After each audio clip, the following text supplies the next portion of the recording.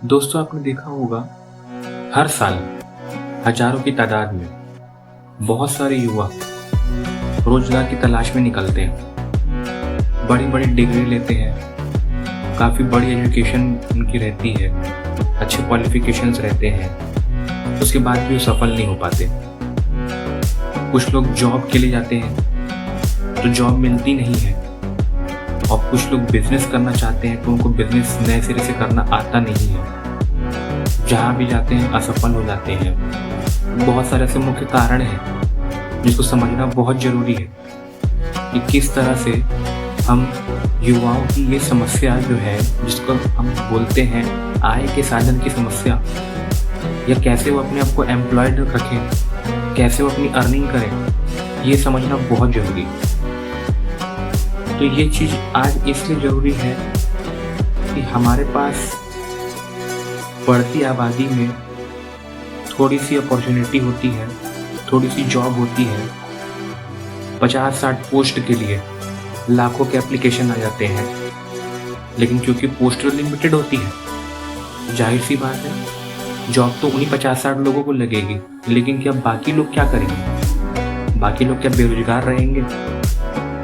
उनके लिए भी तो कुछ ना कुछ करना है। लेकिन इस ओर अभी तक के सरकार का किसी भी ओर पे ध्यान नहीं है कि किस तरह से स्किल को बढ़ाया जाए। इसीलिए आज की वीडियो बहुत इंपॉर्टेंट होने वाली है। नमस्कार दोस्तों, स्वागत है आपका आपके अपने यूट्यूब चैनल ऋषि प्रिया न्यू लाइफ में। वीडियो को लाइक करें, चैनल को सब्सक्राइब कर दें, साथ ही नोटिफिकेशन बेल को प्रेस कर दें, जिससे आपको हमारे वीडियो के लेटेस्ट अपडेट्स मिलते रहें। सो प्लीज़ वीडियो को ध्यान से देखें, एंड तक देखें, वीडियो को स्किप ना करें, क्योंकि आज हम अपने वीडियो में इम्पॉर्टेंट टॉपिक बताने वाले हैं जो कि बहुत ही इम्पॉर्टेंट है हमारे यंग जनरेशन के लिए। वो है स्किल डेवलपमेंट।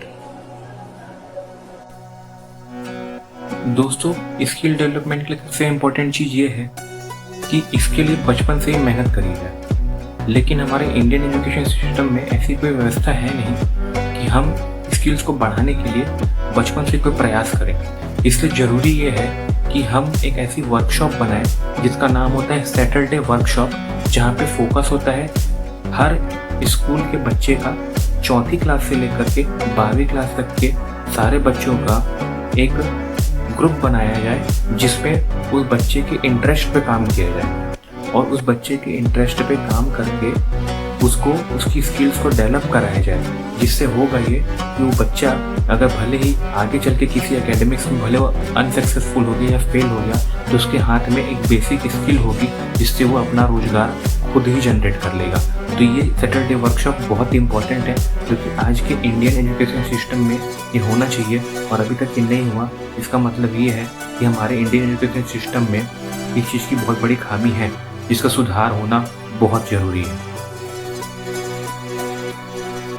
दोस्तों, दूसरा इम्पोर्टेंट पॉइंट ये है कि हमारे देश के युवा एजुकेशन कंप्लीट करने के बाद सिर्फ और सिर्फ जॉब में जाते हैं। क्यों?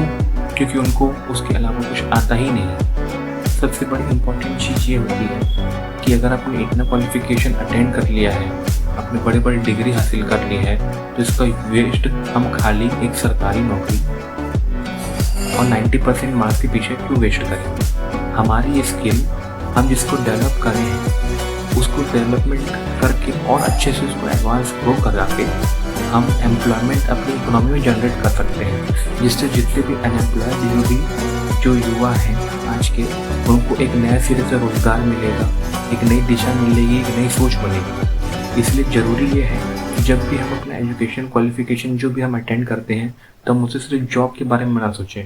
हम उससे ये सोचें कि हम उस एजुकेशन का यूज़ करके हम सेल्फ एम्प्लॉयमेंट कैसे जनरेट कर सकते हैं, या अपने अंदर किसी युवाओं को जो नए फ्रेशर्स हैं उनको कैसे हम ट्रेन करके मार्केट के अकॉर्डिंग बना सकते हैं। इसलिए ये बहुत ज़रूरी है कि हमारे इंडियन एजुकेशन सिस्टम पे ये सिस्टम बनाया जाए कि सिर्फ जॉब के पीछे आपको नहीं भागना है। फोकस करना है कि जो भी स्किल्स की लर्निंग आपने सीखी है उसका यूज़ बेस्ट करें, कुछ नया सीखने के लिए, कुछ नया जनरेट करने के लिए।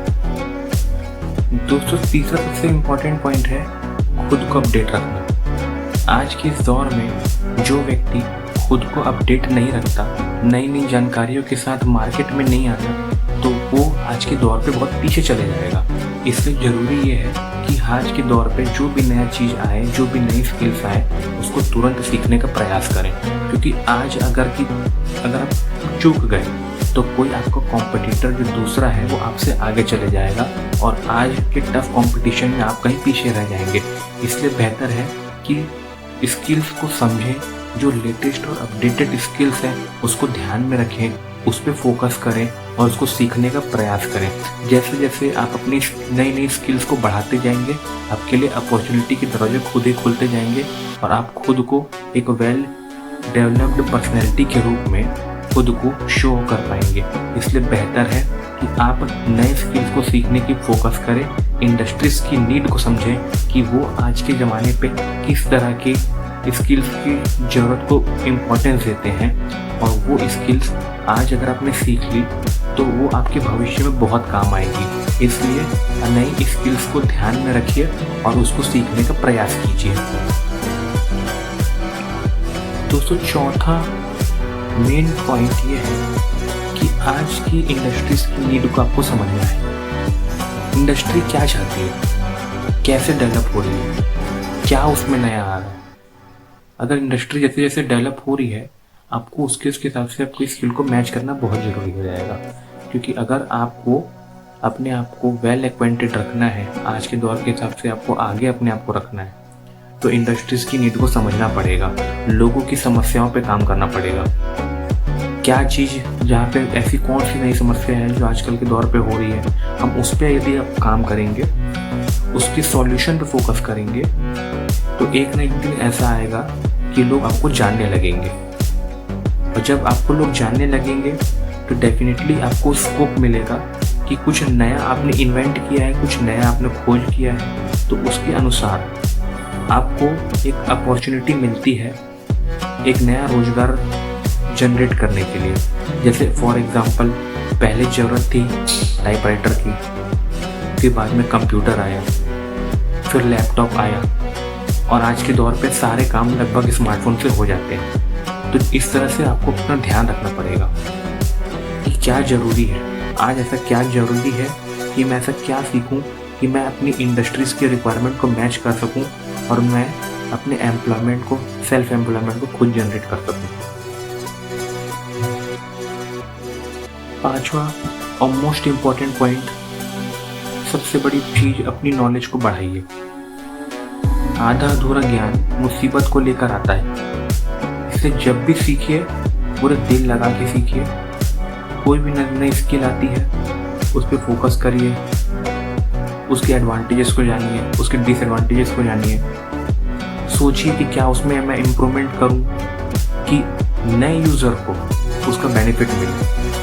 और कभी भी ये मत सोचिए कि हम कुछ भी सीख नहीं सकते, भले थोड़ा देर से सीखेंगे बट अच्छे से सीखेंगे। अपने आप को कभी किसी से कंपेयर मत करिए और हमेशा स्वस्थ रहिए, खुश रहिए, मस्त रहिए। क्योंकि भले आप थोड़ा देर से भी सीखेंगे लेकिन अच्छे से सीखेंगे। आप इस पे फोकस करिए, ना कि हमको भेड़ चाल पे आगे बढ़ना है। क्योंकि जो स्लो लर्नर होते हैं वो बहुत अच्छे से सीखते हैं। इसलिए कोई दिक्कत की बात नहीं कि आप थोड़ा देर से सही बट अब सीखें तो पूरे एक्सपर्टाइज के सीखें, मन लगा करके सीखें, और हमेशा अपनी एक ऐसी वैल्यू बना के रखें इंडस्ट्री में कि जहां आप खड़े हो वहाँ पे आपका हुनर खड़ा हो और आपके हुनर के आगे कोई टिक ना सके। क्योंकि आज के ज़माने में हुनरमंद व्यक्ति ही पैसा कमा रहा है और वो ही पूरे इकोनॉमी में एम्प्लॉयमेंट जनरेट कर रहा है।